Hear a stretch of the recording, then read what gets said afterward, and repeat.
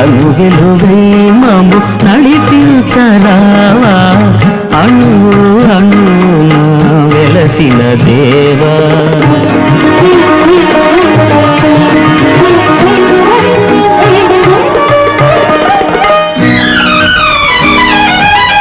మనిషిని మనిషే పరిచే వేళ ద్వేషం విషమై కురిసే వేళ నిప్పులు మింగి నిజమును తెలిపి చందని మమతల సుధలను చీకి అమర జీవులై వెలిగిన మూర్తుల